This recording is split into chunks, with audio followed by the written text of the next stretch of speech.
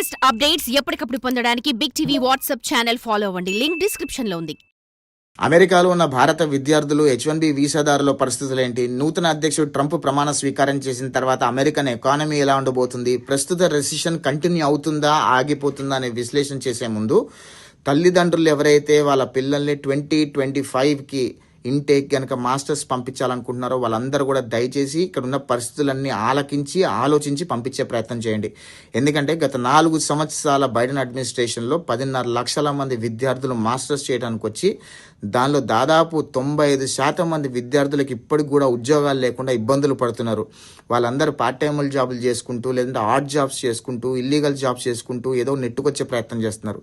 పొరపాటుని పిల్లలు గనక department of home land security కళ్ళల్లో పడితే గనక వాళ్ళ జీవితాలు సర్వనాశనం అయిపోతాయి అనే విషయం దయచేసి ఒక్కసారి ఆలోచించండి తల్లిదండ్రులందరూ కూడా. ఎందుకంటే పిల్లలందరూ కూడా 30 లక్షలు 40 లక్షలు లోన్లు తీసుకొచ్చి ఇక్కడ మాస్టర్స్ చదివి ఆ లోన్లు తీర్చుకోవాలనే తపనతో పాపం వాళ్ళు ఇల్లీగల్ జాబ్స్ చేస్తూ, ఆర్ట్ జాబ్స్ చేస్తూ, వాళ్ళు పార్ట్ టైం జాబ్స్ చేస్తూ ఆ లోన్లు తీసుకునే ప్రయత్నంలో భాగంగా పొరపాటున department of home land security కళ్ళలో పడితే వాళ్ళ జీవితాలు ఏమైపోతాయని తల్లిదండ్రులు ఒకసారి ఆలోచన చేయండి. 2025 ఇంటేక్కి ఎవరైతే తల్లిదండ్రులు వాళ్ళ పిల్లల్ని పంపించాలనుకుంటున్నారో మాస్టర్స్ కంప్లీట్ అయిపోయిన తర్వాత వెనక్కి పిలిపించుకునేటట్టుంటేనే పంపించండి. లేదంటే కనుక మాస్టర్స్ కంప్లీట్ అయిపోయిన తర్వాత ఇక్కడ ఉండి ఉద్యోగాలు చేయాలి అనుకుంటే కనుక వాళ్ళు ఇబ్బందుల్లో పడతారనే విషయం దయచేసి గ్రహించండి. మీకు వాస్తవాలు చెప్పే ప్రయత్నం చేస్తున్నాం, దీనిలో ఎటువంటి నెగిటివిటీ లేదు. మీ పిల్లలు ఇక్కడికి వచ్చి మళ్ళీ ఇబ్బందులు పడకుండా మళ్ళీ తెలుగు సంఘాల నాయకులకి వాళ్ళకి వీళ్ళకి ఫోన్లు వచ్చి మా పిల్లోడు ఇక్కడ ఇరుక్కుపోయాడు, మా పిల్లోడు department of home land security వాళ్ళు అరెస్ట్ చేశారు, మాకు కొద్దిగా హెల్ప్ చేయండి అని మాకు రోజు కనీసం 4-5 అర్జీలు వస్తూ ఉంటాయి. దయచేసి ఒక్కసారి ఆలోచించమని కోరుతున్నాం. గత 4 సంవత్సరాల బైడెన్ అడ్మినిస్ట్రేషన్లో అమెరికాలో అండర్ ద కార్పెట్ రెసిషన్ అనేది ఉండింది. చాలా మంది H1B వీసాదారులు ఉద్యోగాలు కోల్పోయారు. ఈ రోజుకి కూడా అమెరికాలో 70,000 మంది H1B వీసాదారులకు ఉద్యోగాలు లేకుండా ఇబ్బందులు పడే ప్రయత్నం చేస్తున్నారు. ఒకవేళ ట్రంప్ కనుక ఎకానమీని రివైవ్ చేయకపోతే అమెరికాలో రెసిషన్ వచ్చే అవకాశం నిండుగా ఉంది. ఒకవేళ రెసిషన్ వస్తే కనుక ఇప్పుడున్న 70,000 మంది ఎవరైతే ఉద్యోగాలు లేకుండా ఉన్నారో వాళ్ళతో పాటు ఇంకొక 1,00,000 మంది H1B వీసాదారులు ఉద్యోగాలు కోల్పోయే అవకాశాలు నిండుగా ఉన్నాయి ఒకవేళ రెసిషన్ వస్తే. దాంతోపాటు 95% మంది విద్యార్థులు ఎవరైతే ఇప్పటికే ఉద్యోగాలు లేకుండా ఉన్నారో వాళ్ళ జీవితాలు కూడా అగమ్యగోచరంగా అయ్యే అవకాశాలు ఉంటాయి. దయచేసి ఇవన్నీ కూడా ఆలోచించుకోమని కోరుతున్నాను. ఒకవేళ ట్రంప్ కనుక అమెరికన్ ఎకానమీని రివైవ్ చేసి స్టాక్ మార్కెట్లను సెట్ చేసి స్మాల్ బిజినెస్లకి, స్మాల్ స్కేల్ ఇండస్ట్రీస్ కనుక రాయితీలు కల్పించి వాళ్ళని పటిష్టం చేసే ప్రయత్నం చేస్తే అమెరికన్ ఎకానమీ కొద్దిగా గాల్లో పడే అవకాశం ఉంటుంది. తద్వారా రెసిషన్ రాకుండా ఆగే అవకాశాలు కూడా ఉంటాయి. ఒకవేళ కనుక రెసిషన్ రాకపోతే కనుక ఇక్కడ ఉన్న 70,000 మంది H1B వీసాదారులు ఎవరైతే ఉన్నారో జాబులు లేకుండా వాళ్ళకు ఉద్యోగాలు వచ్చే అవకాశాలు ఉంటాయి.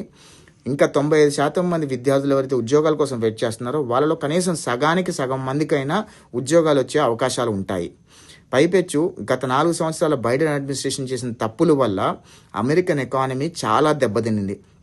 నిత్యావసర సరుకులు పెరిగిపోయాయి, గ్యాస్ డీజిల్ రేట్లు పెరిగిపోయాయి, అదేవిధంగా కరెంట్ ఛార్జీలు, గ్యాస్ ఛార్జీలు పెరిగిపోయాయి. అదేవిధంగా ఇక్కడ ఉన్న ఇల్లీగల్ ఇమిగ్రెంట్స్ ఎవరైతే కంట్రీలోకి వచ్చారో వాళ్ళ వల్ల చాలా ఇబ్బందులు కలుగుతున్నారు. ట్రూ ట్యాక్స్ పేయర్స్ మనీ ఏదైతే ఉందో వాళ్ళందరూ తీసుకెళ్లి ఇల్లీగల్ ఇమిగ్రెంట్స్ మీద పెట్టడం వల్ల H1B వీసాదారులకు ఎవరికైతే గ్రీన్ కార్డులు రావాలో వాళ్ళ గ్రీన్ కార్డులు రాకుండా ఇబ్బందులు పడుతున్నారు. ట్రంప్ వచ్చిన తర్వాత family based immigration, asylum immigration, అదేవిధంగా ఇల్లీగల్ ఇమిగ్రేషన్ మొత్తం కట్టడి చేయడం వల్ల అక్కడ ఫ్యామిలీ బేస్డ్ ఇమిగ్రేషన్లో ఏదైతే గ్రీన్ కార్డ్ కోటా ఉందో అది ఇక్కడ ఉన్న H1B వీసాదారులకు ట్రాన్స్ఫర్ అయితే H1B వీసాదారులకి ఎవరైతే గ్రీన్ కార్డ్ లైన్లు ఉన్నారో వాళ్ళకి గ్రీన్ కార్డ్ వచ్చే అవకాశం ఉంటుంది. వచ్చే 4 సంవత్సరాల్లో నా ప్రెడిక్షన్ ఏంటంటే కనీసం 2018, 2017 వరకు ఎవరైతే గ్రీన్ కార్డులు అప్లై చేసుకున్నారో వాళ్ళందరికీ కూడా వచ్చే 4 సంవత్సరాల్లో గ్రీన్ కార్డులు వచ్చే అవకాశాలు ఉంటాయి అని నేను ప్రెడిక్ట్ చేస్తున్నా. ఎందుకంటే ట్రంప్ ఎలక్షన్ అప్పుడు ఆయన చేసిన ప్రామిసెస్ వల్ల, అదేవిధంగా ఆయన ఏ రకంగా అయితే స్మాల్ స్కేల్ ఇండస్ట్రీస్ని రివైవ్ చేయటము, ఎకానమీని రివైవ్ చేయటము ఏదైతే ప్రామిసులు చేసాడో అవన్నీ కూడా నిలబెట్టుకుంటే కనుక అమెరికాలో H1B వీసాదారుల పరిస్థితులు బాగుంటాయి. అమెరికాలో ఉన్న ఇండియన్ స్టూడెంట్స్ పరిస్థితి కూడా చాలా బాగుంటుంది. ఒకవేళ పొరపాటున కనుక ఎకానమీ రివైవ్ చేయకుండా రెసిషన్ సైడ్ వెళ్తే కనుక ఇబ్బందులు అనేది తప్పవనే విషయం మీ దృష్టి తీసుకొస్తున్నా. అదేవిధంగా తల్లిదండ్రులు కూడా ఒకసారి ఆలోచించండి. ఎవరైతే మాస్టర్స్ పంపించాలనుకుంటున్నారో అమెరికాకి అది పర్ఫెక్ట్ టైం కాదు. 2025 1 సంవత్సరం ఆగి ఆ యొక్క ట్రంప్ విధానాలు ఎలా ఉంటాయి అవన్నీ చూసి అప్పుడు పంపిస్తే మీ పిల్లలకి ఎటువంటి ఇబ్బందులు కలగకుండా ఉంటుందని నా అభిప్రాయము. మీకు కొన్ని వాస్తవాలు మాత్రమే చెప్పే ప్రయత్నం చేస్తున్నా. ఎందుకంటే మీ పిల్లలు ఇక్కడికి వచ్చి ఇబ్బందులు పడకూడదన్న ఒక చిన్న ఆశతోనే దయచేసి చెప్పే ప్రయత్నం చేస్తున్నా. తల్లిదండ్రులు పాజిటివ్గా తీసుకుంటారని నేను అనుకుంటున్నాను. For more videos like this, Subscribe Big TV channel